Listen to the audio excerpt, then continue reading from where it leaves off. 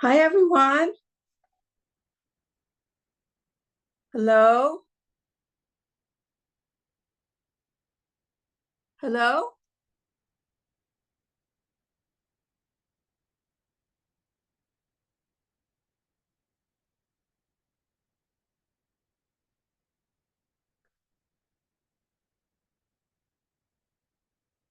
Hello? They don't have there's in the process of trying to adopt one. Cause I knew a couple of people from Lovell and I thought that, They may have something, I don't know, but this is a proposed one, and what they wanted to do was to give it credibility. The people in Level don't know who I am. So they know FB Environmental, Yeah. it's a well-known environmental firm, so they hired them to review it and comment, and FB has me on. I actually am a staff member, part-time staff member, so I'm their principal septic system person. Yeah. And so it's in the final stages of being put out there, but the biggest concern I've seen, I've been dealing with this for many, many years. yeah, You have to be careful you don't overreach. That kills them. Yeah. Because, like the town of China, they adopted one. And a year later, it got crushed because it really was unrealistic. yeah, They asked me to come in after they knew it was in deep trouble. And it was too late. The town was gonna not accept anything, but yeah, and China Lake is the water source for Walkville. yeah, it's the lake, China Lake is the posted. What can happen if nutrient loads. Yeah. Are not kept Yeah. in check. Yeah, That's the one that set the stage in the whole state of Maine. is that, So did they actually adopt the ordinance? Did they vote the ordinance They in? did, it was actually adopted. And then I didn't once, even know it. once they started to implement it, they said, whoa, we can't do this, Well, the people the people. came up and put on the ballot a petition to kill it. And it overwhelmingly won. And then they brought me in. They didn't bring me in when they were developing it. And I would have killed it. I mean, it was ridiculous. That's the thing you've got to be really careful about. If it's really expensive and time consuming, takes a lot of effort, and it isn't really necessary, it has no chance. yeah, So that's my biggest concern working with our groups is to be careful. I wish they'd have invited me ahead of time because I helped them develop. I think a good one that was realistic, but it didn't matter. The people were so mad that they wouldn't have accepted anything. yeah. Well, septic systems have really, the philosophy has really changed over the years. Well, they were invented for a temporary purpose. That was the idea that sewer would come everywhere and so. they Oh, is that temporarily- true? Yeah. And, and then So it's they, not gonna happen, and then people along lakes. People would go up there for 2 or 3 weeks in the summer, and that's it, they'd have an outhouse and yeah, a little gray water. Well, now it's, they've expanded them, they're full year round and. yeah, They they don't have enough generate huge- land Yeah. or whatever, Yeah, and there's laundries and showers and. Yeah. And so more it's, consumption of everything, so now we got. Things like that a little different than they were used to. yeah. So for China Lake, what percentage of the people that live in the shoreline zone are residents and vote in the town? What, a large number of people or? Is that Janet? And that Hi.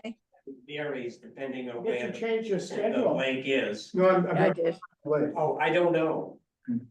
Like I said, got brought in at the last hour when they knew it was not gonna make it. And so I worked with them to develop a better ordinance, but it was too late. I have no idea. All I know is they knew on the ballot was to kill. And so the town said, how about we revise it and give that a chance also to be voted upon? And like I said, by the time it got there, people were so furious, and they should have been. I would have been furious with what they had proposed. The code officer, and he knew me well, he asked me afterwards. I don't know why he didn't ask me in the beginning, but it's too bad because my knowledge is only one ordinance that this has been adopted by a town that actually they carried through. That was in Vassalboro. And they said, if you got a septic system that doesn't have a permit and a HHE 200 form, it has to be, I think they said it had to be replaced. Oh, really? And a lot of people didn't like that, so as a site evaluator, I got hired to go in and look at some sites. Towards the end, because a lot of people agreed to do things right, but there were a number that wouldn't, and I looked at a number of septic systems that were really, they needed to be replaced, and so they did, they actually would go to court and they got the thing done, and they replaced a lot of good septic systems, and I think they made a difference, but I don't know if that was a one-shot deal. But as a site evaluator, I would go in and look at systems, and I said, all the town should be caring about is whether or not they're impacting the lake, not if they meet some standard. I looked at some systems that were, I just want to break through, Dave, for a Okay. minute, we're gonna call the meeting order. and okay, We're gonna be on top first, and we're glad to have you as a guest. We got them all, I see, Jana, can you hear me? Yes, yes, I was able to make the meeting. I'm so Kimberly? happy. Kimberly, can you hear? I can, hello? Oh, Paul, Yes, I can hear. thank you very much. It looks like we're gonna quorum them. Yes. So we've got Tanya, Chris, myself, Jana, Kimberly and Paul on Zoom, so we've got a quorum. And our guest is David Roque. We have Charlie Bader, our esteemed consultant that we count on. And old business would be consideration of the January 14th, 2025 minutes. And thank you again, Paul, for your great job putting these together. Does anybody have any comments on it, or? Did you use AI for that one, Paul? No, I didn't. I'm trying to use AI now. I'm trying to get Otter AI to be on this. I may go back and. Yeah. we'll give college credit for that. Looks like this AI companion is working here, but I'm trying to get Otter AI. Let me see what happens. So I thought the minutes were fine as written, so I would move to accept them as such. I'll hear a second. Second it. All those in favor, say aye. All opposed? No, seeing none, minutes are accepted. Great. Before we get into the bulk of the business we have, I just wanted to, kind of do a little housekeeping stuff. At its first meeting after the annual town meeting, our committee meets to elect officers. So that the town meeting, and this, we do it on the yearly rotation. The town meeting's March 14th. So our probably the next meeting would be after that would be March 25th. And the officers are president, vice president, secretary, so. If in between now and then, if anybody wants to take one of those jobs or would rather step aside and have somebody else, you could just let us know. And otherwise, we'll. Should we mention that you tried to resign, but I refused? Yeah, I thought, well, Chris is doing a tremendous job here. But I thought I would step aside, but he kind of wants a sidekick, so I'm glad to do it. But you're doing a great job. Because what you find is a lot of little nicks and stuff you have to do, and if Yeah. one person has to do it, especially the stuff we're doing now it can be over. This is a burden. It's a burden already, so we Yeah. want to keep lighten the burden as much as we can. Yeah, I mean, if we could somehow work our way through the ordinance in the next year, Yeah. that would be tremendous. Get that behind us, and then maybe we do something that might be more fun than this, Yeah. but We'll just in any case, keep our nose to the grindstone on this. that's good. So Lenny's not here, and you don't have to. And I answer. also would like to step aside as well. Okay. But who's volunteering? Did I hear someone? Why are you stepping aside? What's your role? What's your title? Secretary. Oh, gosh. No, No, thanks. Paul, maybe you'll have some success with the AI process you're doing. It'll streamline the process so it'll be, those of us who aren't that great note takers can do it. So, Wow, I've never been good at note taking. Me neither. Well, that's good, Paul, but I don't know. If we have a say in that, Paul, it might not move forward, so, anyway. The saying? I gotta put- I would just like to clarify, are we meeting only on March 25th? Are we meeting once a month? Is that what we're doing? That's probably a good thing to clarify. Yeah, I think that there's a lot of us who'd like to, because we sort of came through a big, push and stuff. I think it would be the 11th, wouldn't it? But the town meeting is the 14th, that was, Wait, so I'm confused. I was just speaking about when the election of officers would be done, it's right after the town meeting. And the first potential date we'd have would be March 25th. Or Or in April, April. yeah. So Okay, Jana, I don't think we have any, I don't think there's a real desire to meet more than once a month right now, I guess. no, I'm not pushing for it. I just have it in my calendar in so many places. I just would like to know what we've decided, so I can have them in my calendar and know that's what I have to try and do. So I have, for example, February 25th, is that, well, we're not meeting February 25th, right? At this point, I don't think we are. Yeah. And I think we're obligated to meet the second Tuesday of the month, so that would be Tuesday, March 11th would be the next. meeting. But we might change that if we feel like we need to meet more frequently, Okay, okay? thank you. We don't want to keep Mr. Rope waiting. on- Yes, let's begin. Chris, you wanna? Oh, I just welcome Mr. Rope to our meeting and I don't think we have any set agenda for you. But we were talking freely about the level ordinance, and I was, you mentioned China Lake, and I was just it'd be interesting to see what the dynamics are, because around here, most of the shoreland property is owned by people who are not voting residents. So it would be interesting to know, why would people that are not in the shoreline zone, why would they vote against an ordinance rather than vote for it, because it's gonna, keep their tax base more healthy, but it doesn't sound like you know what that I dynamic know, was. maybe more people live on China Lake. Yeah, that could be. And because I know if you go out Route 202, all those places, people live in year round. Okay, So it could be that there's a lot more people who live there than don't realize, that could be. but I don't know. But I think you're right.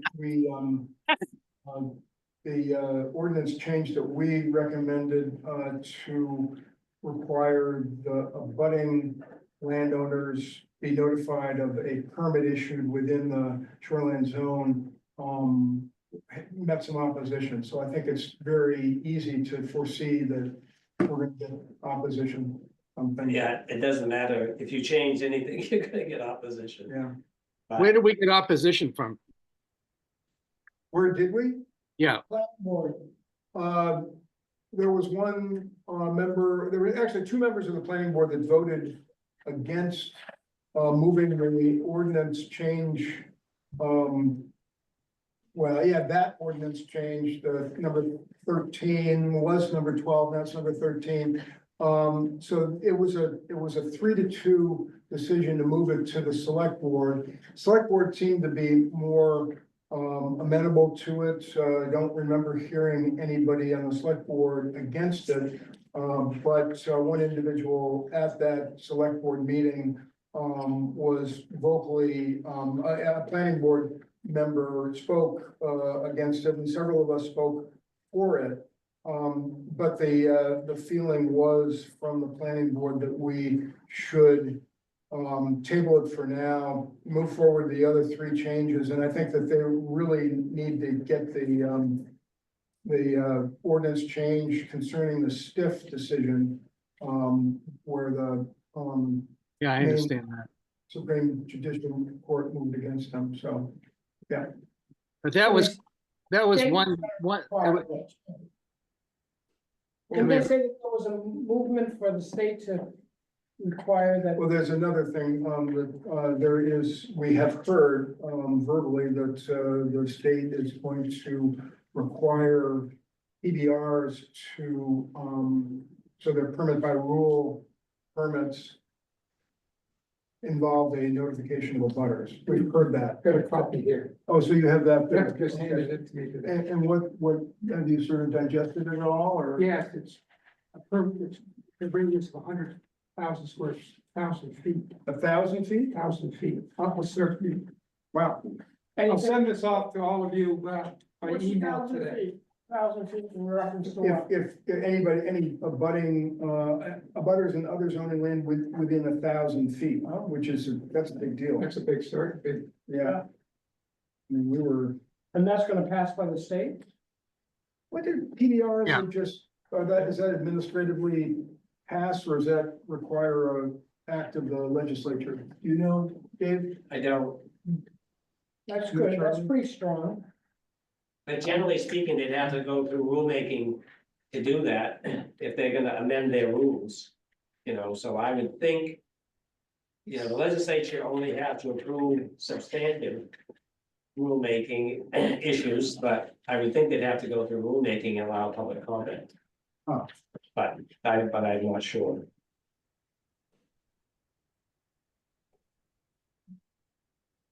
We're gonna- I guess my point, Chris, was that Craig Alexander was the vocal opponent as I saw it on the planning board.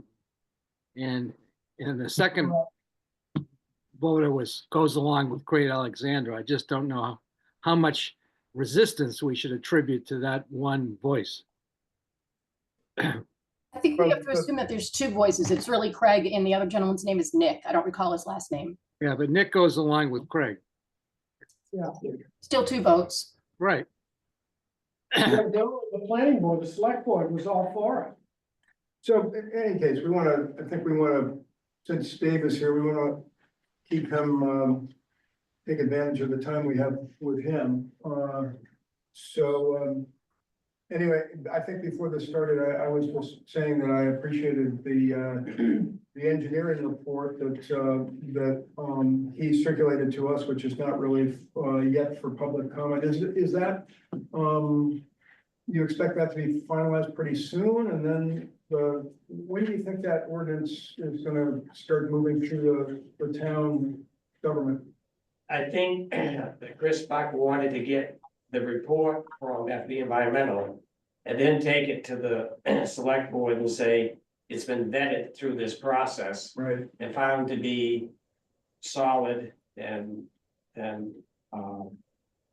something that would be in the best interest of anybody who lives on the lake. So that's what he was thinking, to take it to the select board. And there was a conference call a couple of weeks ago, which I didn't make, between Chris and FB Environmental on the document. And they may have made a few changes, but they said they will send me what they think is the final, which they already did, and I already made a number of comments on. So it'll be at least one more shot to look at, to make sure it's technically sound. Right. And at that point, then it'll be I believe it'll be a final document. So it's very close. And do you know what the timing of the town level will be? I don't.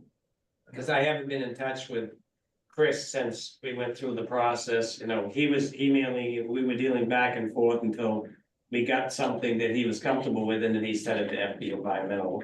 And there were issues in there that I had that were not technical, and they got weeded out through the process, and I have some comments on your draft ordinance too, which I will share with you Great, if you're interested in that. absolutely. That may, I try to stay with just the technical issues, but once in a while, I may comment on something else because I'm afraid it might be a hang up with getting this thing approved.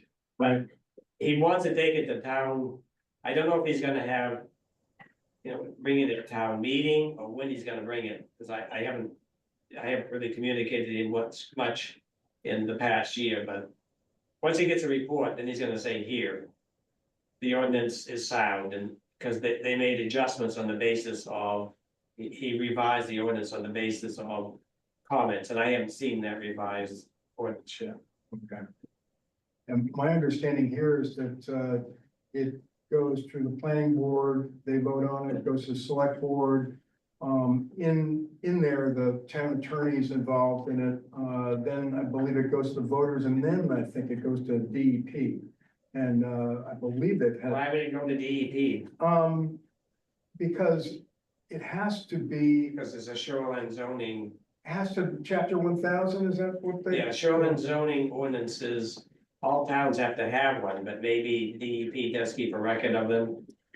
I think they have to vet it to see that whether it has to be more strict, as strict Right. or more strict. Yeah, that's true, it does have to be at least as strict as the state, so maybe you're right, maybe they look it over and say, yeah, it's fine because it's more strict.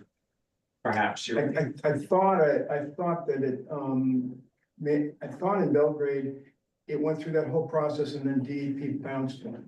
it makes sense, I yeah, don't know what the change was, I have nothing, but in history, my understanding is that that can happen, so. yeah, because you're right, they do have authority over shoreline zoning ordinances, and they do need to make sure it's at least it's probably like with the septic systems, if towns have an ordinance that makes requirements that are different than the subsurface rules, I think they're supposed to be notified that, they don't have to approve it, but I think they want to be notified that the town does have an ordinance. So they can advise site evaluators and others that you need to be aware of that, Okay. but that's not. I'm generally the technical person, I'm not the administrative person. Right. So looking at the level ordinance, there were 4 tiers, and just make sure everybody's on the same page, the first tier was pre-1974, not to get too technical with this, pre-1974 or no records. Have to have a inspection by a state certified inspector within 2 years. Then the second tier was transfer inspections. Mandates the system be inspected by a certified inspector within 9 months of the property transfer. Number 3 was sensitive soil evaluation within 3 years of the ordinance. Properties on sensitive soil, and there's a lot to figure out what that means, have to be inspected by a site evaluation. Okay, and then 4 was all other systems in the shoreline zone within 5 years of ordinance. This is a visual inspection. So that's basically those 4 levels, which seems to be different than what we've done, and that seems like it's understandable, I would think. Comments that, Paul, did you have any questions for Dave or? Well, first I'd like to welcome Dave again I'm apologetic that I can't be there. I apologize. Dave, and thanks for being here, and because you've inspired me to be involved in this. I guess the first question I have is an overall question as to whether we should just do what I call totem polling, which is to just tag along with the town of Lovell, and should we say, put our changes aside and adopt the Lovell ordinance and make any additions to that. I think the only thing because it's much more inclusive and conclusive, and is solidly backed up by science, which is what we needed. The science is amazing and is very credible. And again, thanks to you, Dave, and your efforts. And I think the only thing we have there in our ordinance is we're dealing with the issue of rental properties. And that isn't covered in the level ordinance. Yeah, I think, you know, obviously, a lot has gone into the level ordinance. And I've worked hard with those people to get something that I think makes sense and is supported. That's why I have this visual inspection in there. Right. Because, you know, the state certified inspection is very expensive. It's cost probably $600 or more. And it looks at a whole bunch of things that have nothing to do with water quality. Right. So, should you force people to do that unless it's necessary? And my opinion is no.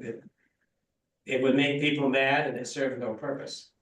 So, you know, and the short circuiting issue, it either is or it isn't. And if it isn't, it's not gonna do it in the future. So you don't ever have to do that again. You know, it's, if it's in sand and gravel or on fractured bedrock and the water just goes, you'll know it right off and it'll be like that until you fix it. But if it isn't doing that, it's not going to. It's not going to. So you don't have to do that again. And so if you read the process in there, you can train people, like I told Michelle when she was here last fall, to look at sites and say, yeah, I think this is a sand and gravel or whatever that's a sensitive soil, and I've got a document that explains what those are. So they can do the first cut. And that doesn't have to cost much money because it can be the town of Belgrade staff doing that. I can teach them how to do that. Then if they say, I think it is, then you bring in the site evaluator to do that short circuit evaluation.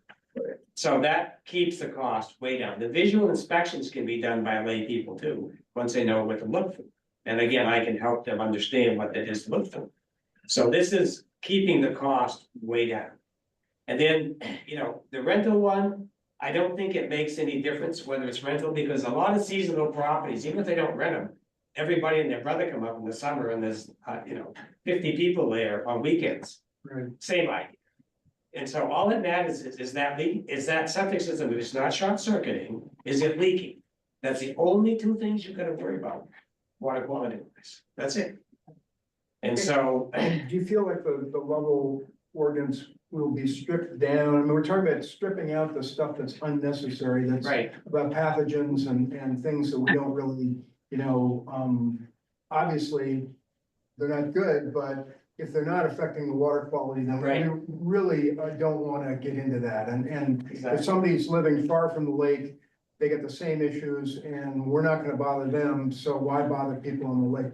So do you feel like the level ordinance is stripped down to the point where it's as affordable and as palatable as it can be, or do you think that they've gone too far? No, I've worked with them really hard. If you Okay. read that report, a lot of that report, at one time, they were recommending all these expensive evaluations, and I said, we don't care if the D box is only 3 knockouts and it's supposed to have 4. It has no Right. bearing on anything. Okay. So therefore, only do what you gotta do if it's affecting the lake. That's what I did in Vassalboro. I was the one in the town of Vassalboro that got them to accept old systems without permits if the system wasn't a threat to the lake. Cause I'd write a report and say, it's got all these issues, but it's not affecting the lake. So they said, okay, that's what you people should be caring about is the lake. So forget all the other stuff. Right. It's short circuiting or it's leaking. That's the issues. So that's all you need to do. Now, the full inspections, if it's a property transfer, that's fine. Pre-1974 systems, you can say it's gonna be state inspection, but there's no such thing because it is a who knows what. And there's no way it can't even come close to making that. So, and the state allows pre-1974 systems to continue if they're not Good. malfunctioning. So you have though, that you have to have a state inspection within 2 years for the pre-1974 Right. systems. So, Do you think is that over? well, no, because if it's a pre-1974 system and it's still working, there's only two reasons it would still be working. One is because it's never used, and the other one is because it's in sand and gravel or on fractured bedrock. Oh, okay. Other than that, it wouldn't work, because they're way undersized and they would not hold up. So, good, if they do a full inspection, they're gonna say this doesn't come anywhere near anything, and you gotta replace it, they should be replaced. Okay, And you've got sand and gravel everywhere. So you could have old cesspools that are sitting in the ground that have been there forever. When I went to Vassalboro, there was actually a Maine state representative that had a camp, and they dragged their heels. And I was asked to go look at it because everybody knew me and said, would you go take a look at that? right. There, all they had was a hole in the ground sitting on fractured bedrock about 30 feet from the lake. They didn't have a septic tank or anything, everything went in there and they just went right into the lake. So they had a system that was 100%, everything going right straight into the lake. And so, yeah, how many of those does it take to be a real problem? Not many. So that's why. That's not overkill with those old systems, because they should be replaced anyway. And if they don't have a permit, that's, you know. If they don't have a permit and don't know if there's one out there, then having a full inspection makes some sense. What have they got? And then they can, you know, I've done this before as a site evaluator, where there was no permit, but they put a system in reasonably well. So I documented what they had, they drew up a plan and said, this is what they got, and they got a after the fact permit from it. Yeah. Now they've got a permit for the system that who knows who put in when, because I said, you know, it makes sense, it looks like it's legitimate, fine. So that's okay too. But once you've done the short circuiting, you don't ever have to do that again on that property. Then all you've got to do is it leaking? Yeah. And if it's not leaking, it's not an issue. Good. So that's the only thing you gotta worry about. So, like I said, I got comments on here that we can discuss if you want, or I can go through them. Well, I think what Paul's getting at is maybe, and what I sent an email around just saying that I'm thinking that we wait and see how level plays out.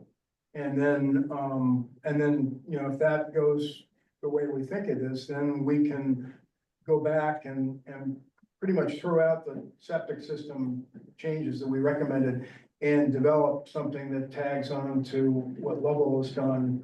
And, you know, then we get to see whether we can use their engineering report or whether we have to, you know, revisit that and pay some money to have one, you know. I don't think they object to that, because, you know, what harm is it doing? It isn't like it's a trade secret, they're gonna go sell it on the open market. Right, Their idea is they want this to be a good ordinance that works. right. And if it spreads to other places, I think, from what I gather, they would be happy to see that happened. So I don't think that's an issue. Does that, I mean, Paul, what do you, does that? I agree with you. I think this, all along I felt that we could use this time and to wait and see how level responds, and I think it's a practical matter. It'll be a lot easier to sell within the town of Belgrade if another town has adopted it. That's what we've been told by Hans, and it's, you always want to be the second one in a deal. And that's the first thing, but I think there's about 3 or 4 areas that we need to be concerned to continue to work this through. One is the science is really strong here, and Dave's done a great job covering it. The other thing, and you talk about it in the top of page 2, that this memorandum does not review or advise on legal aspects of the proposed ordinance. So I think we need to continue our inquiry on the legality and the authority of a municipality to pass such an ordinance as this. And we need to have, whether we hire private counsel, as we've talked about, but I think we've got to continue in that area. I think we also need to continue and look more at the enforcement issues here and the penalties and how that works. Because there's always going to be, the question is this enforceable? Is there funds to enforce it? And enough police power to enforce it? Because there's a lot of work to be done over a period of time. And I think we also need to find more facts in terms of how many properties are there exactly within the shoreline zone in the town of Belgrade? And how many do we think, and we can sort of overlay the sensitive soils and do what Dave did in terms of making it relevant to Lovell and Kezar Lake. We need to do the same thing for us. So I think it's legal, enforcement, more factual determinations that we need to be able to show how many properties are affected. Then the large issue is going to be coming up with an educational program to sell it to the electorate. And I you know, there's nobody wants change and they're resistant to change. But so I think it could take a sales, and we have a sort of a difficult issue here in that, as you stated in the beginning, Chris, most of the shoreline properties are owned seasonally, and we have, you know, the voters determining non-voters' property. It's classic taxation without representation, which we like in this situation. Yeah, we've got the legal thing. I think we're on track with that. We can talk about that at another meeting. As things come together, Cam Ferrante, I talked to the municipal lawyer.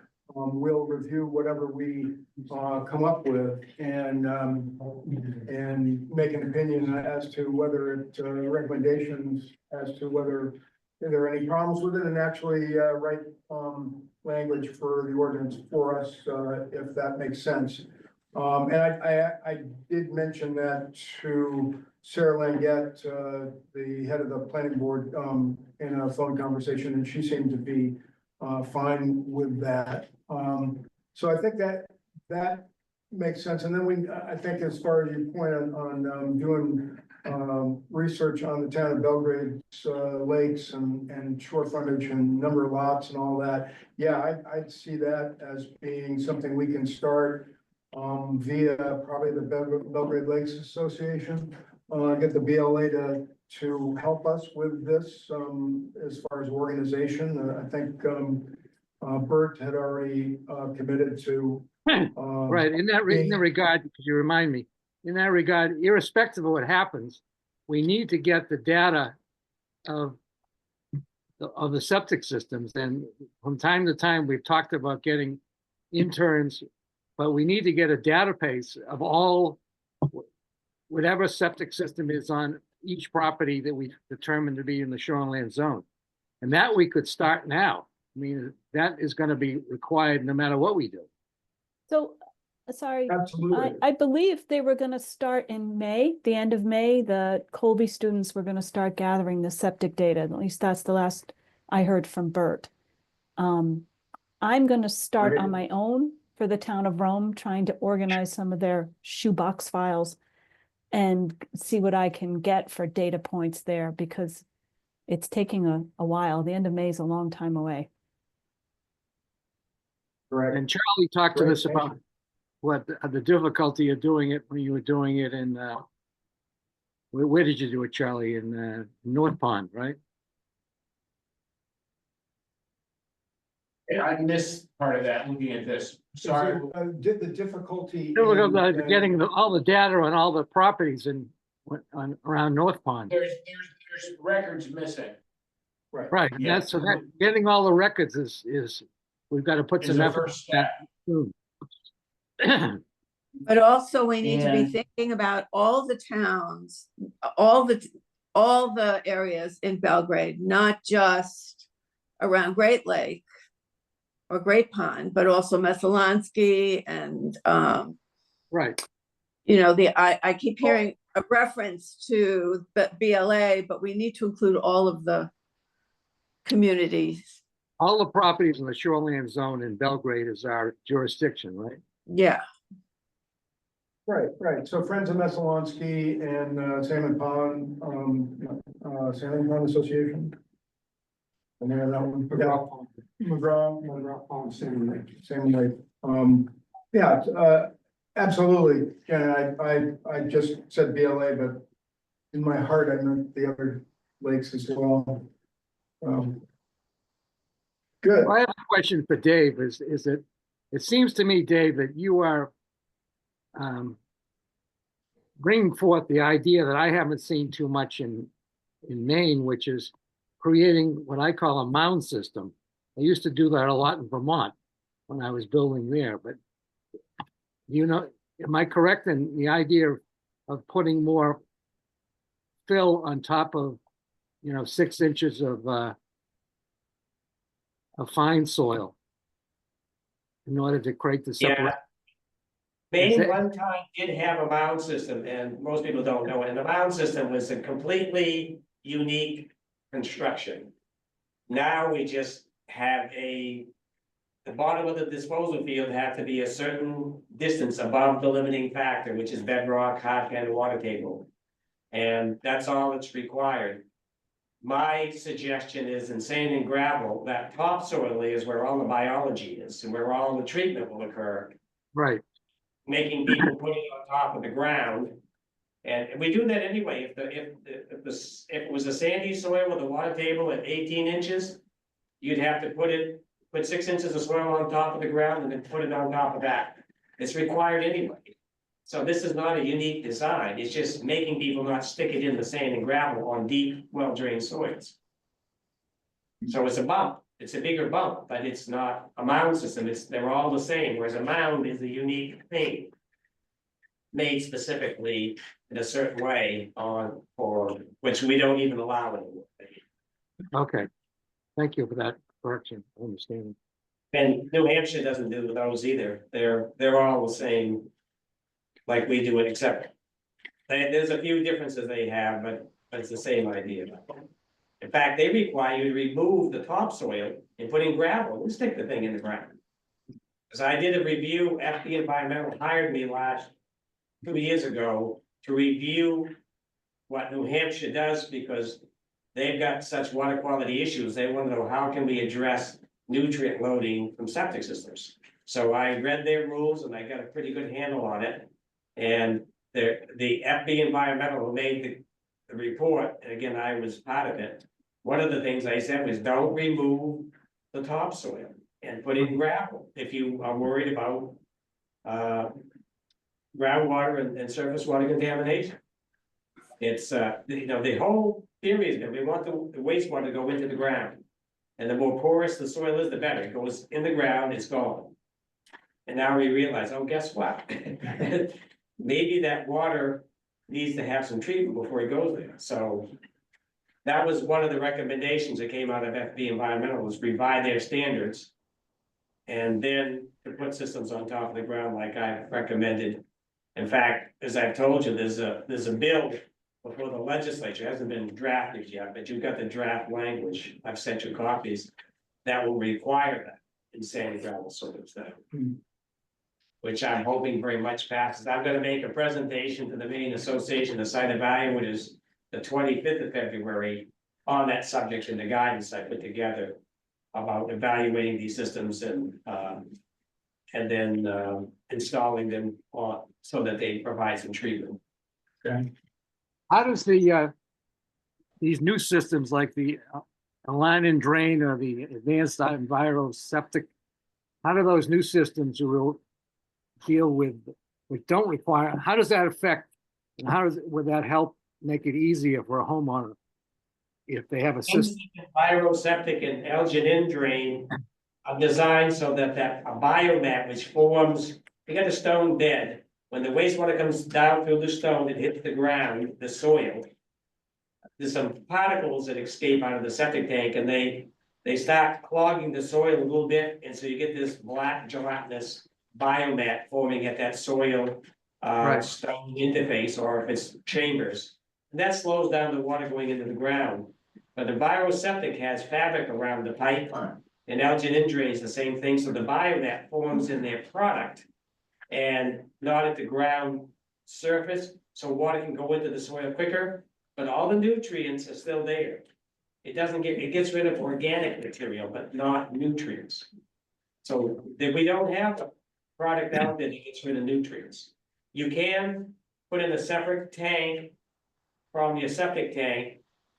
And if you oxidize wastewater coming out of the house, the nitrogen will become NO2 and NO3. And then if you put it into another tank that's anaerobic with carbon, microbes breaking down that organic matter need the oxygen. They'll take it away from the nitrogen, NO2, NO3, and it'll go off as a gas. So we can get rid of nitrogen, which is good for oceans, but for lakes and rivers and streams and ponds, phosphorus, we don't have a system yet proved in the United States that will remove phosphorus. There were some experimental ones out there, but they're very expensive and need a lot of maintenance. Right. So I tried to stay away from that when I helped draft this bill and the recommendations you have in the report that FB Environmental did is staying away from really expensive things that need very high technology to maintain because people won't do that. Right. I like to keep it simple, stupid. Yeah. Put it on top of the ground and that does it. Thank you. Good. Okay, so, Dave has seen the latest copy of our, recommendations, which I don't seem to have with me, which is convenient. So, I have some comments on those if you want to hear. yeah, why don't you walk us through your comments, if that's okay with everybody else? Okay, the first comment I have was on change number 2, which has nothing to do with septic systems. Right. Says the use of all fertilizers containing phosphorus is prohibited in the shoreline zone. So, you know, if somebody wanted to use fish emulsion or even compost to improve the soil health, that's got phosphorus in it. Right. So would that be prohibited?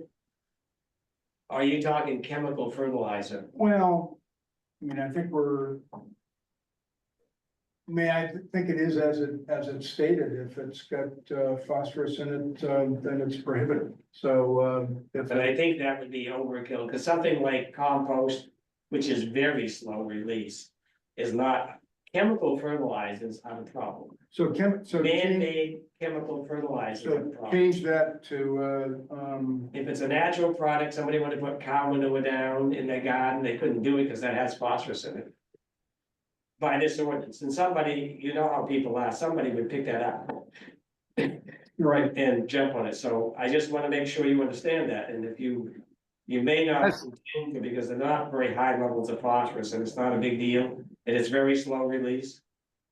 The other thing is, if somebody wants to have a flower garden or vegetable garden in the shoreline zone. If you use a chemical fertilizer and you incorporate it into the ground. Then that phosphorus is likely to escape as if you put it on your lawn, it's on the surface and you get Right. rained on. right, So, you know, somebody is trying to grow a vegetable garden. So you could say, you know, it says it has to be liquid fertilizer. And which obviously cow manure isn't, and fish emulsion is liquid, but compost isn't. But if they incorporate it into the ground, plow it under. Then it's not as likely to go anywhere, be a problem if it's in the garden. yeah, so how do you parse that out in an ordinance? Well, but I would say if it's incorporated, you know, if it's incorporated into the ground, it's not as big a deal. And it shouldn't be for lawns, so say for gardens. Or if it's a natural, So should we just make this for lawns only? that's what the real issue is. Yeah. It's not gardens. Yeah. And then I would say that if it's used in the garden, they have to incorporate it. Plow it under. You can't get a thunder shower and wash it all off the ground. We can just make that an exception, except as incorporated and plowed under in a garden. Because we I really know want to deal with lawns. You do agree that chemical fertilizer on a lawn is a problem? Yeah, chemical fertilizers on lawns, other than getting it established. You know, you gotta make sure it grows. So it may need nitrogen and something to get it going, but after it gets going, it doesn't need much. But yeah, the lawns are the big issue. But I'm just thinking somebody has a vegetable garden. you know, they might wanna be able to use fertilizer to make it grow, and if they, and, you know, most people who put fertilizer in their garden. Put it, you know, they dig a roll, they put the fertilizer in, they cover it over, so it's not exposed to runoff, They work it in there, yeah. yeah.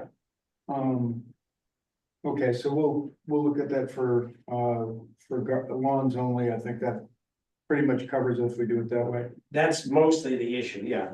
Okay. Okay, change number 3.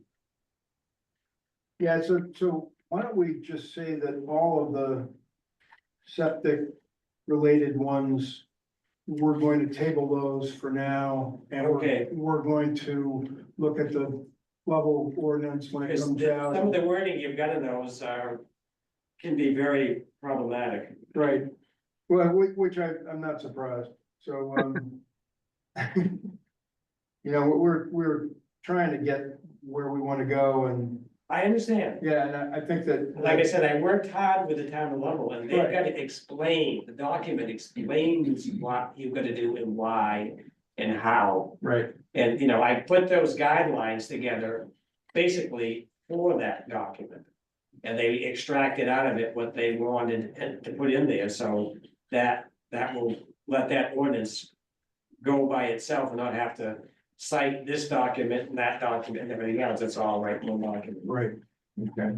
So you don't want to go over the, Well, I don't, yeah, I mean, if maybe you wanna point out the problems with 3 and quickly, and we'll, the first comment I have, on that one was. It says if there's no documentation to file with the town of Belgrade, you might wanna say also. You know, DHHS has on digitized all permits out there, and it's possible that. They got a copy of a permit that the town lost, so I'd say make sure they don't have it either. So if the town LPI doesn't have it, they should have everything the state has, but it could have got lost, who knows? But anyway, you can go online and look up. You know, DHHS has a link on their site to look up whether there's a permit for a particular property. So you might just as well make sure they don't have it either. okay, And this thing says require inspection of all septic systems that do not have documentation with the town or are located in sensitive soils. Again, if you use that term inspection and they go by the subsurface rules, that's that expensive $600 thing. All you need, if it's in a sensitive soil, is, first of all, you need to verify. You read my document. no, I think we're throwing We have number to 3 revise out, and we're So- gonna read. You don't want me to go through it? Well, I mean, I, So that's what I'm saying is, yeah, you know, you gotta use, that's why I made sure they didn't use that term inspection, but they used evaluation. right, Because if they say inspection, it's that really expensive thing that looks at the piping size and if the switches on the floats and, you know, all that is not necessary. So if you're gonna be, you know, it wouldn't be an inspection. right, If there's no documentation, that's one thing. Inspection, the state certified inspection might be appropriate. Yeah. But if it's in sensitive soils, all you care about is number one, making sure it is, because you look at the Natural Resources Conservation Service soil maps. And those, the level of detail there is not site specific. They didn't have the time and money to do that. So, okay, this is mapped as such a sand and gravel. Now somebody goes out from the town of Belgrade that is pretty easy to train. Yep, it looks to me like it's sand and gravel. Now you get a site evaluator in and they take a look and see if there is a short circuit to it. Right. So that's the process, but you don't need all the other stuff done. I don't Right. care if it's supposed to be 120 feet from a well and it's 110, so what? You know, it's not on the plan, but that's okay, who cares? So anyway. good, It says the inspection shall also determine if it's short circuiting, but we've taken care of it by what I just said, and then you've got the verbiage in the FB environmental report that can explain what that means. Right. So if you just say short circuiting, nobody knows what that means. Right. But the document says this is what it means. Okay. Of course, then the other thing is, so what if they are short circuiting? Then what are you gonna do? That's not necessarily a violation of the state septic system rules, it's not. So that's why in the town level, I said, you just record that. And keep it on file so that hopefully sometime, I think down the road, there will be monies that EPA produces, maybe not under this administration, but some administration. To help fix those because they'll realize it's a big problem and made a mistake. But I don't think if somebody hired a site evaluator to come out 10 years ago, designed the system and met every bit of the standards. And today we're saying we got a problem with it. The state standards are the issue, but they shouldn't be required to pay $20,000 for a new system. So I say you document it. And now we know where it is. But if you force them to put a new one in, that'll kill this ordinance anyway, and I don't blame them. They did everything they should have, everything by the law. The subsurface rules are a problem, that's why we're trying to fix them. Right. So you record it, you keep it on file. Versus if it's an old who knows what that's short circuiting, they have to get rid of the damn thing. But if it's a conventional system that was designed and installed properly, they shouldn't be punished. And we can also work outside the town government and the ordinance to look at funding. Yes, to, exactly. And say to somebody, look at, your system is polluting the lake. And if you're, an Alphon, then fix it. And if you're not, maybe we'll help you. I mean, it's, I think there's ways for us to work around that. This gives you a handle on what the problem is. You may say there's only 5 out there, but you may say there's 100 of them that are real problems. And so we got a bigger issue and then, and then you can figure out how you're gonna go about getting the thing fixed, but. Don't, I don't think it makes sense to punish those people. That did everything supposedly right. Right. Question around that, how far back would you go with that? If they did it right in the last 10 years with the newer standards, then they get a pass and it's Even if it's recorded? done after 1974, we haven't changed. Well, I thought in 95 there were upgrades to the system. The only thing that's required is, that I got put in there, is that if the soil that is going in is coarser than the backfill, you have to put some backfill in. The backfill only requires 2% fines, it's not enough. It does nothing. So that is a little bit better, but nobody would do it anyway. And the contractors always put in course of stuff that's necessary because they want it to work. So it's not really, Okay, it doesn't accomplish much. This would accomplish, what I'm so as after. long as they did it right after 74, give them a pass. If you go in and look at it and it's, the system looks like it was done, they got a permit, it was done fine. Then, I'm trying to be reasonable. Right. No, I hear it. And so, we only really wanna go after things that we can really sink our teeth in. I could then go say, okay, 1975, a lot of people were grandfathered to be site evaluators. You got people like Bill Rido, and he'd brag, he'd do 25 a day, cause he didn't do anything. Like Michelle's out there in Long Pond. Use his name, please. Yeah, he's gone now. Oh, good. But, her problem out there is the same thing. It was, he said this is okay and it really shouldn't have been. There are a bunch of people out there that got grandfathered. So, but that's a whole different kettle of fish. And how far do we want to go? Let's go after the stuff that's the easiest to plot Low hanging fruit. and then let it Yeah. go from there and over time. Build. Yeah. Process. So that's why I'm saying. That's the first kind. Get rid of these things that are real issues.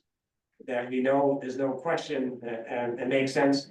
And then if somebody did everything right, don't punish them. Figure out if there's a way, and some people will fix them anyway, because they got money.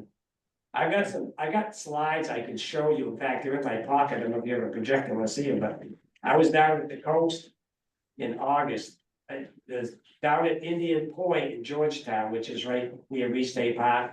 I've been going there for probably pretty close to 70 years, and I know it like the back of my hand. There's a great big new place that was built probably 10 years ago. It's magnificent. It replaced one that was almost as good. But, you know, they had money, so they just tore everything down and put the big, Of course. it's sitting on granite bedrock. Right in front of that, there's a bedrock face. I was walking by and there's this pool of really scummy water, and you can see it coming out of the fractures in the bedrock. And if you looked at it an hour later, which I did, I saw it several times, the amount of water coming out varied. Mhm. Which is telling you it's coming from the septic system, it's not Mm. groundwater. And they did everything right. I'm sure they had no reason to not do everything perfectly right. But somebody went in, scraped the soil off the bedrock, put gravel down, and put the system on it, and bingo. It's right, it's just pouring out right into the, you know, right into the water. And it's this sort of thing, I've seen it time and time again. Would you give them a pass, you know, forever, or would you require when a property transfers to fix it then? It's still, it is not technically, I guess if you sampled that water, I didn't, and it had coliforms or stuff in it, so now you can say that's a health hazard because it would have pathogens. So in that case, you could probably sample the water and say that's a health hazard, so now they have But to. how about in a general thing, if somebody did the right thing, but they have a system that's not working. It's not doing what it should do. And this is in Belgrade, not on the coast, and the property changes hands. Would you then, you know, even though you give them a pass on the first go around, when that property changes hands, that has to be, you know, fixed? Technically, absolutely, but politically, I would leave that to you folks. Fair enough.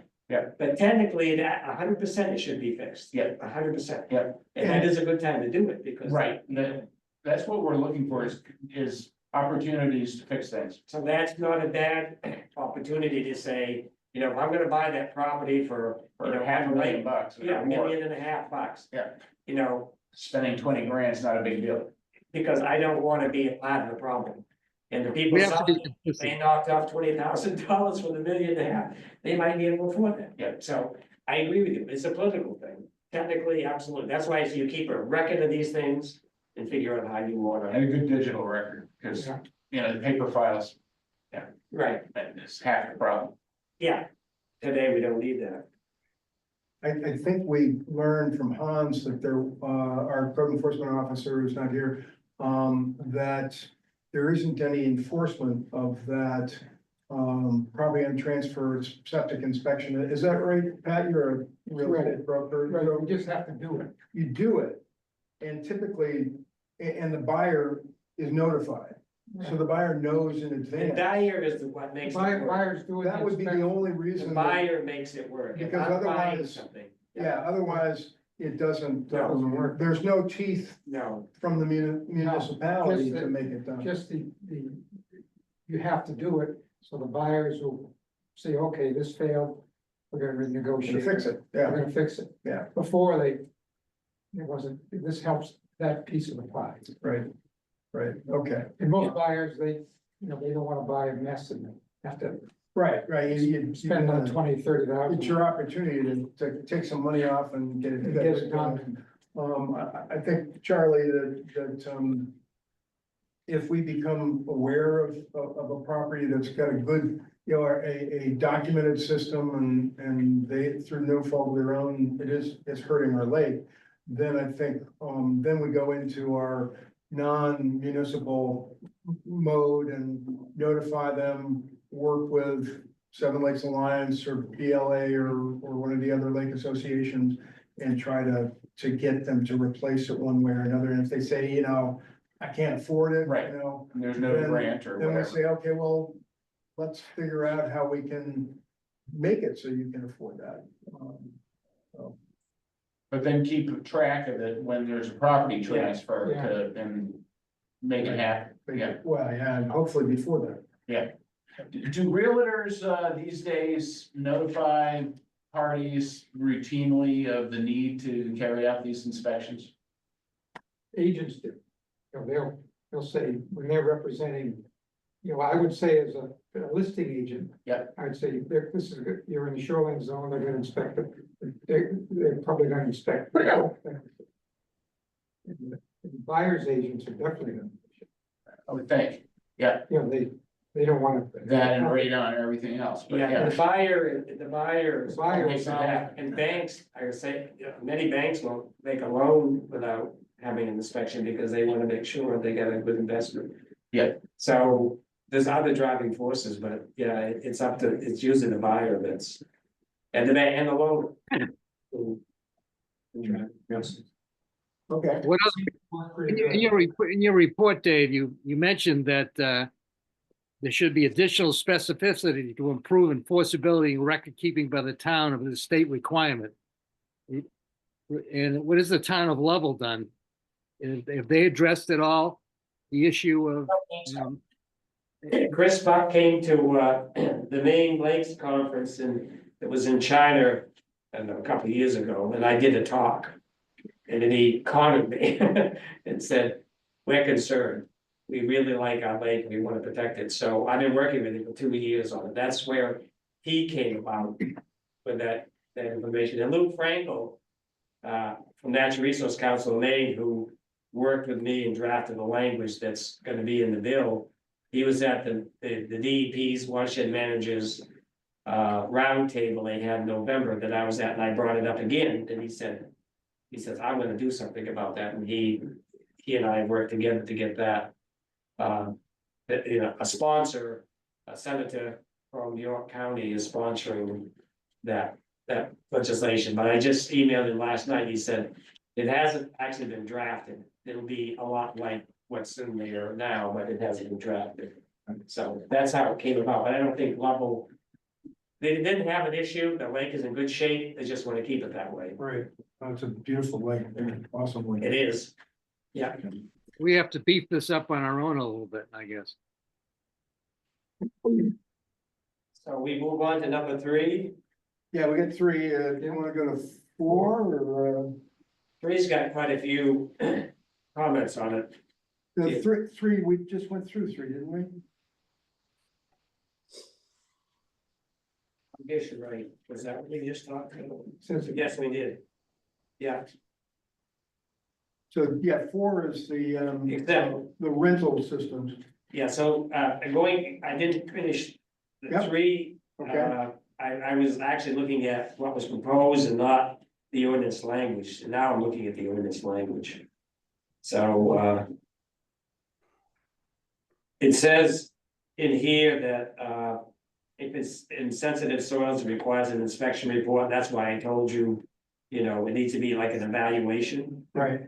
And then it says, the last sentence of the inspection report shall estimate the system's current nutrient reduction efficiency.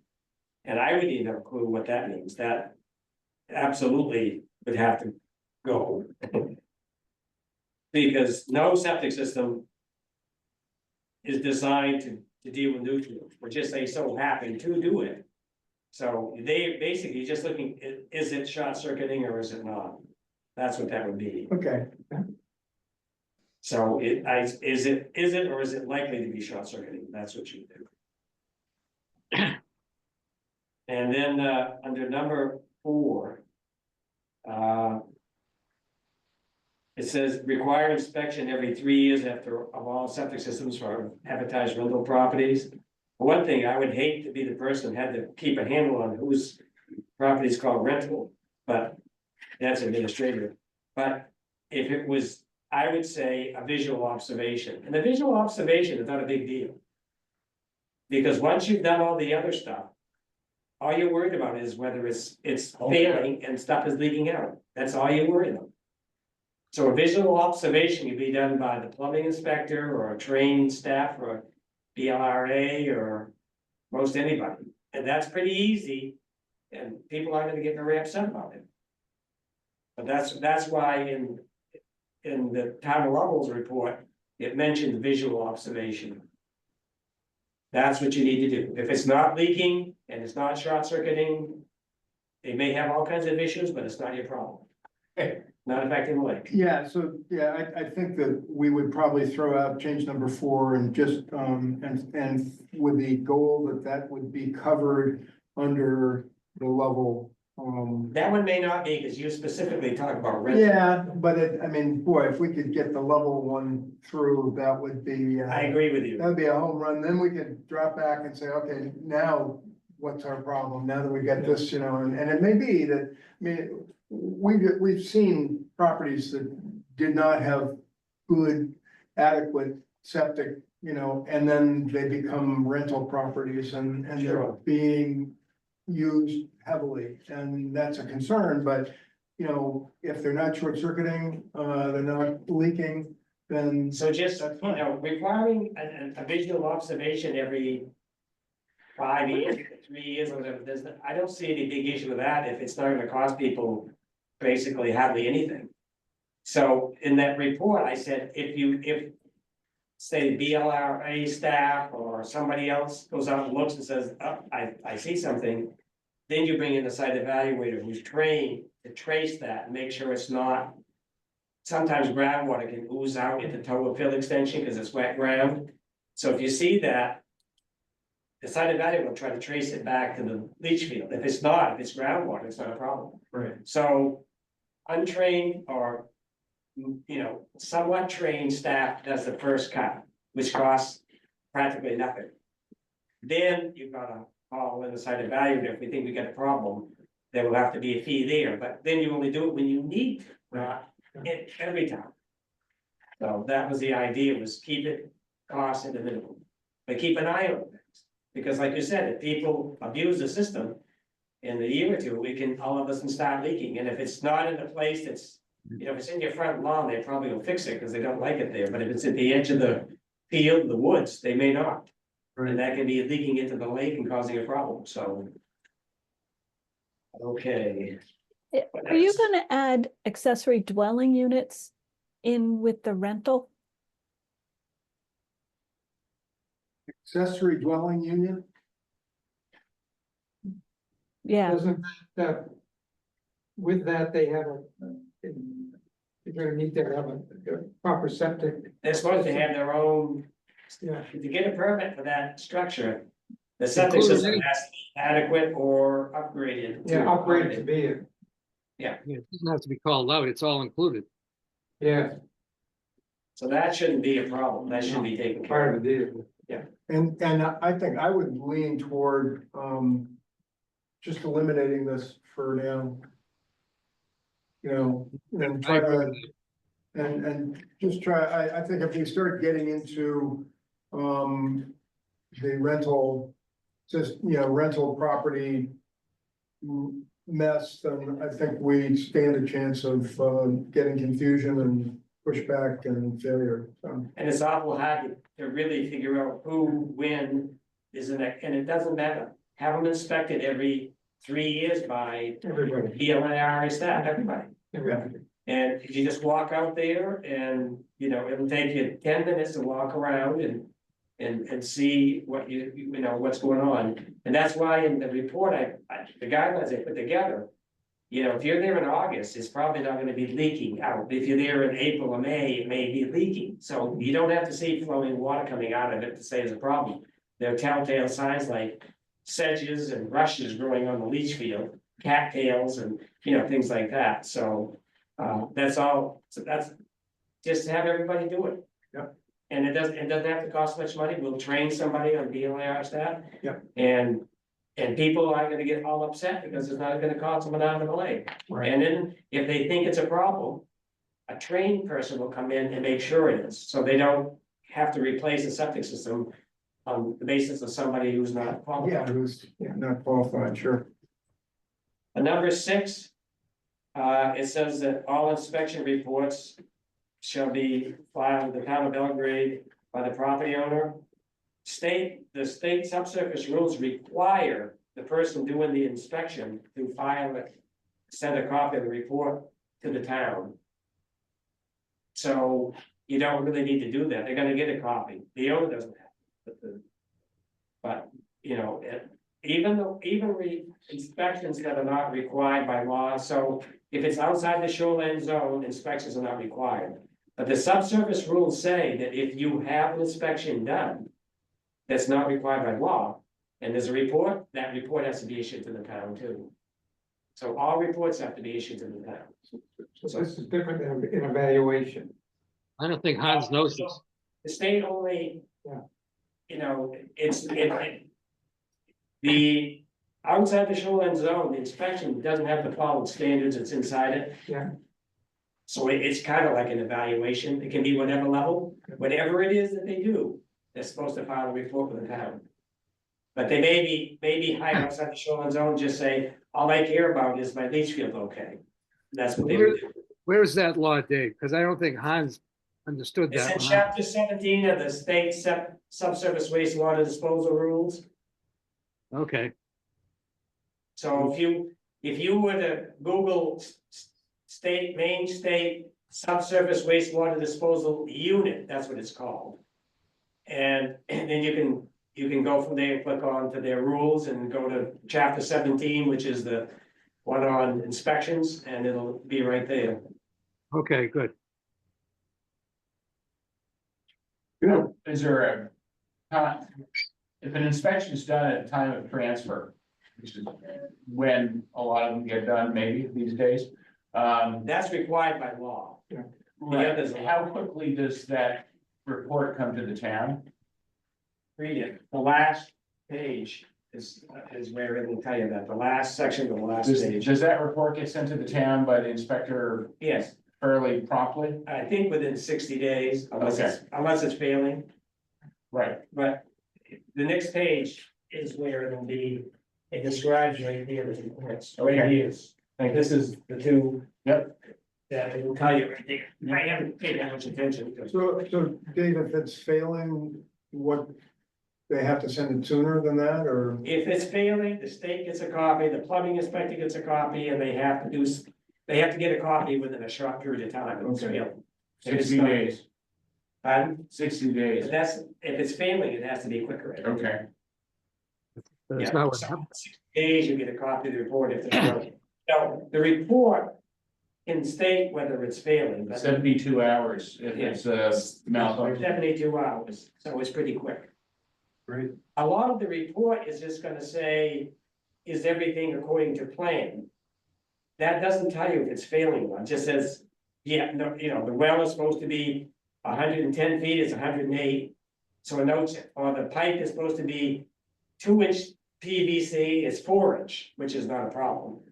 You know, it'll list all the things that are not according to the plan. But that doesn't mean it's failing. Now, if they see wastewater pouring out of the ground, they're gonna say it's failing. Right. And it's gonna be fixed, but other than that, they're just gonna say. This thing is not according to the plan, or it is, which, what do you do with that? I don't, you know. The buyer's gonna say, well, I don't like that. And, you know, sometimes it means nothing, and they're gonna say, oh, it's not about the plan, I don't like it. And sometimes it is meaningful, and they don't know which is which, so. But anyway, that's it, you don't have to require it by the owner because the inspector is supposed to set it. Okay. So moving along, I'm down to number 7. 7, It says all septic systems that do not pass inspection. And you gotta do something about that, because there's no such thing as pass inspection. okay, As I said, there's a number of things that they could say isn't right. Which means has no bearing on anything. So I think it would be probably if it's failing or short circuiting, if you were gonna keep that language. We're gonna use your language. I guess you just say failing, not short circuiting, because you're not gonna make it Yeah. that. So if it's failing and the state subsurface rules describes that, then it has to be fixed, period. And that makes sense, so. But passing inspection would be a dangerous thing to say. okay. Number 8, I didn't have any more comments until some of these, I agree with them anyway. Until we get to number 10. Where you're smoothing out the ground, and I've said you should put in an erosion control mulch. Layer. Yeah. I would specify it's gonna be at least 4 inches thick, maybe 6 inches thick. Cause otherwise, if they put down 1 inch thick, it doesn't do anything. So you think 4 inches? 4 inches at least, yeah, 4 inches would be okay. A minimum. Yes, yes, absolutely, minimum,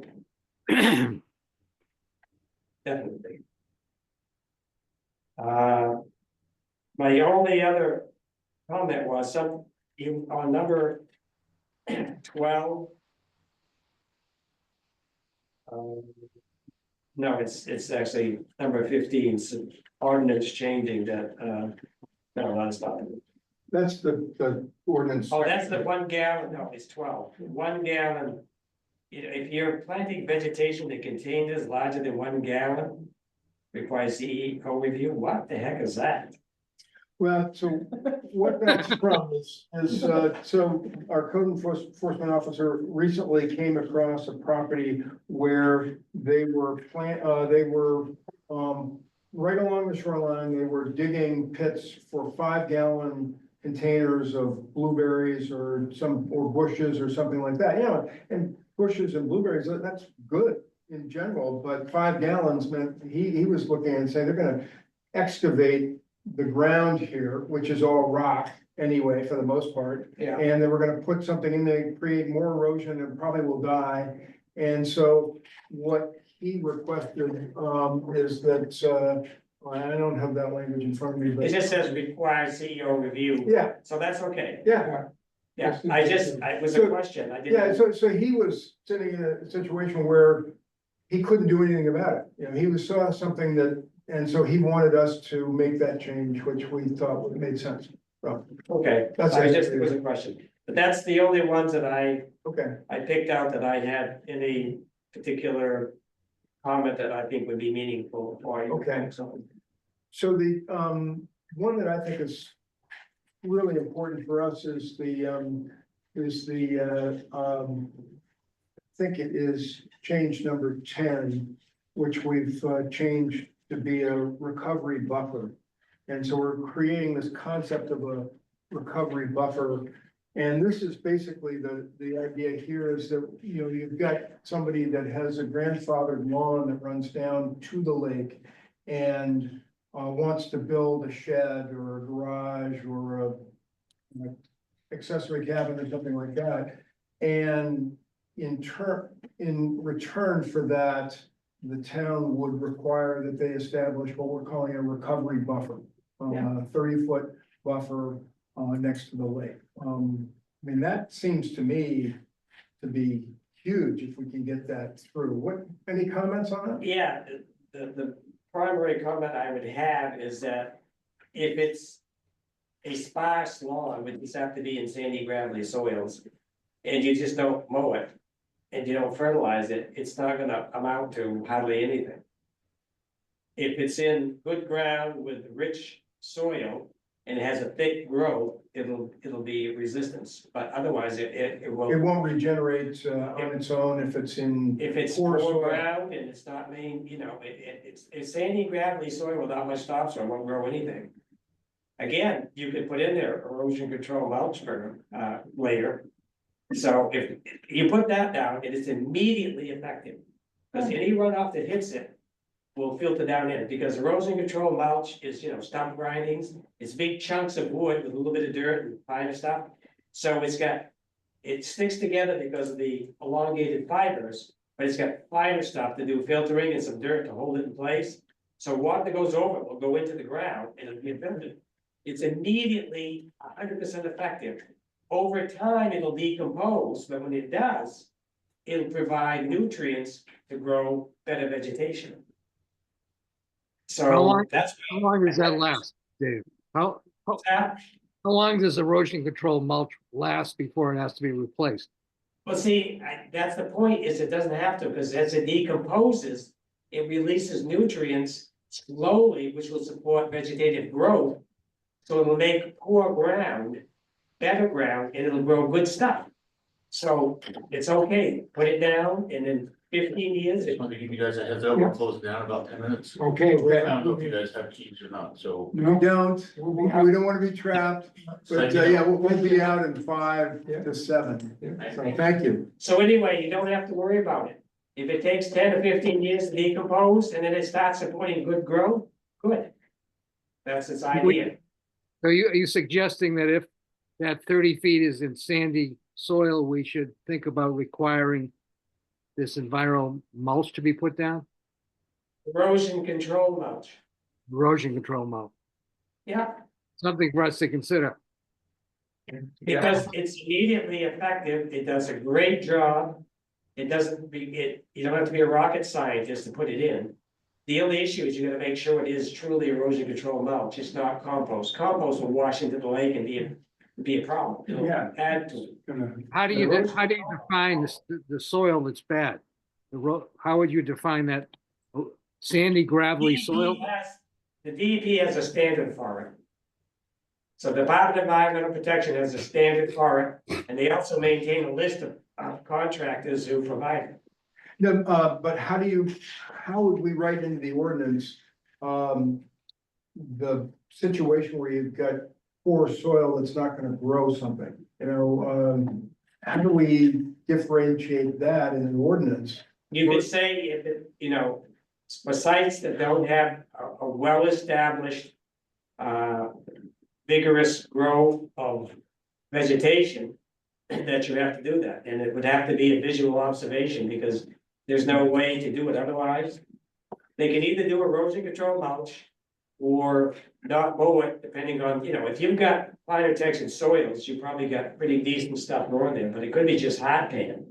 They could have had erosion, so they got hard pan, and I've seen a lot of camps with lawns that are pretty pathetic. And they aren't gonna do any filtering of anything, even if you don't mow them. So I don't know, that's one of those things that would be hard to describe, but you want a good vigorous catch of vegetation where it's thick. And if it's not thick vegetation, it's not gonna filter. Good point.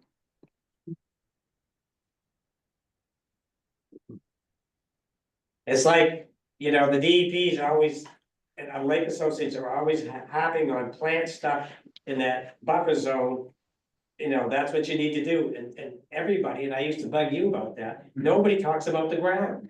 So if you got ground like this, so water running off gets trapped and filtered, and you smooth it out, you plant trees, that was okay.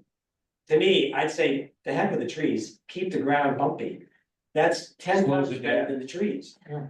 For treating. Right. So, the whole idea is to get the water into the ground to get filtered. Yeah. Trees are good, but if you smooth the ground and put trees in it.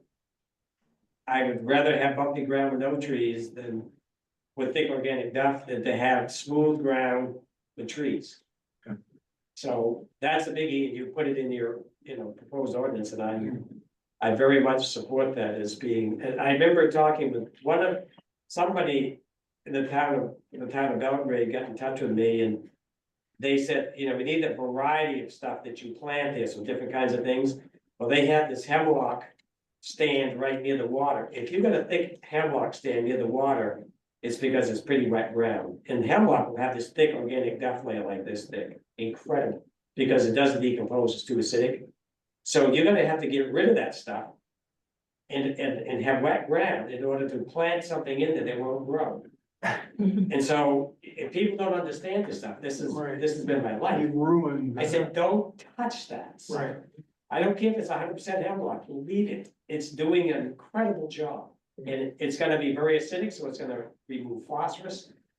So that's why I said, reach out to me if you guys are. So acidic is good. And you can do what you wanna do, but at least you'll be informed of whether it makes sense or not. Oh, yeah, we will. All right, well, thanks. I think we should wind this Yeah. up, and thank you very much. It's so helpful, really Yeah. good. Really great. Thank Yeah. you, Dave. Stay in touch. I think, yes, it's a motion to adjourn and the second. All in favor, everybody's. All right. Consultant, not helping people. Thanks, bye, guys. Bye, guys. Help people do other projects and write grants and. Our next meeting will be Tuesday, March 11th. March 11th. I'll send it out. It's fun to get them halfway. Thank you all. Everybody. Bye. Bye-bye. Bye.